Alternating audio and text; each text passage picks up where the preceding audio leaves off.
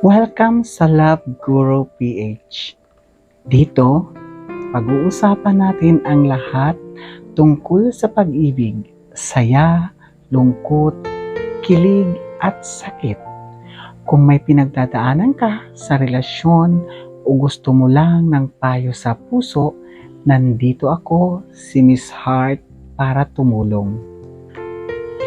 Huwag kalimutang mag-subscribe at i-click ang notification bell para updated ka sa ating mga love advice at kwentuhan. Tara, usap tayo. Ang unang sulat na aking bibigyan ng payo ay aking pinamagatang Puso sa gitna ng dalawang pag-ibig. Magandang araw sa iyo, Miss Heart. Itago niyo na lamang po ako sa pangalan na Andrea, 25 years old, na nakatira dito sa Samar. Isa po akong empleyado ng bangko. Simula nang mapakinggan ko ang inyong channel, ay naisipan ko na sumulat sa inyo para po makahingi ng payo. Isang magulong sitwasyon ang bumabagabag sa aking puso. Kaya't ako'y sumulat sa inyo upang humingi ng gabay. Ako po ay may minamahal. Itago niyo na lang sa pangalang Javier. Pareho kaming nagtatrabaho sa bangko. Isang taong mahalaga sa akin, nagpapasaya sa akin at tila hinulma para sa akin. Subalit, may isa pong balakid. Siya rin ay may iniibig. Tulad ng ako, ay may iba ring iniingatan sa aking buhay. Hindi ko inaasahang darating ito. Ang ugnayan namin ay nagsimula bilang simpleng pagkakaibigan, ngunit sa bawat sandali naming magkasama, unti-unti kong nadama ang isang bagay na hindi ko kayang ipagkailang pag-ibig. Ang problema ay hindi ito isang simpleng pag-ibig na malayang maipaglaban. Pareho na kaming may kasalukuyang iniibig at hindi ko alam kung ano ang dapat naming gawin. Dapat ko bang ipaglaban ang damdaming ito kahit alam kong may masasaktan, o dapat ko bang itikom ang puso ko at manatili sa dapat? Lubos na naguguluhan, Andrea. Andrea, nauunawaan ko ang iyong pagkalito sapagkat walang madaling sagot sa ganitong sitwasyon. Ang pag-ibig ay isang marubdob at komplikadong damdamin, lalo na kung ito dumating sa di inaasahang paraan.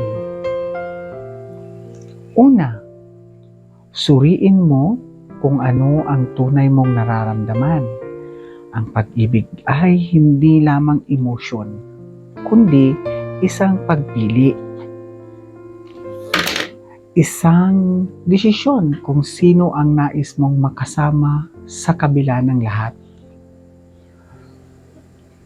Ang damdamin mo sa taong ito ba ay isang panandaliang sigla lamang o isang malalim at matatag na pagmamahal na kayang humarap sa anumang pagsubok?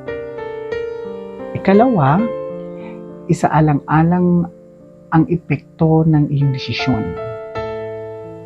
Kasi may mga taong masasaktan anuman ang piliin mo. Ngunit, tanungin ang sarili, ano ang pinakamakatwiran at makatarungan para sa lahat? minsan, ang tunay na pagmamahal ay hindi lamang tungkol sa kung sino ang nagpapasaya sa'yo, kundi kung sino ang handa mong ipaglaban ng walang pagsisisi. Ikatlo, maging tapat. Maging tapat, hindi lamang sa iyong sarili, kundi pati sa mga taong kasama sa sitwasyong ito. Ang katapatan ay mahirap, ngunit ito ang magiging susi sa paghanap ng tamang direksyon. Huwag kang matakot na harapin ang katotohanan, sapagkat ang alinmang desisyon nakabase yon o nakabase sa katapatan or ay magdudulot ng mas matibay na kinabukasan. Sa huli, tandaan na ikaw ang may kapangyarihang pumili. Piliin mo hindi lamang kung sino ang mahal mo, kundi kung anong uri ng pag-ibig ang nais mong ipaglaban.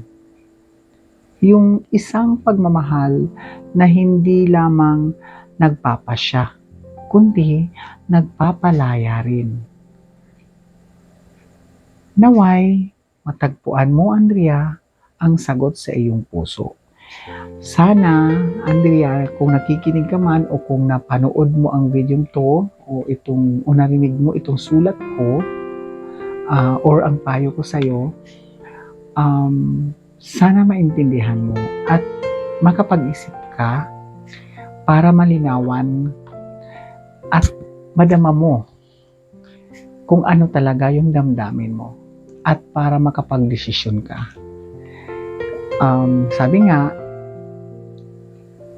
Sabi ko nga kanina na sana matagpuan mo ang sagot ng iyong puso. Okay? So, salamat sa sulat na pinadala mo sa akin, na nabigyan ko ng payo at sana nagustuhan mo rin ang payong ibinigay ko sa'yo. Para naman sa mga tagapanood natin,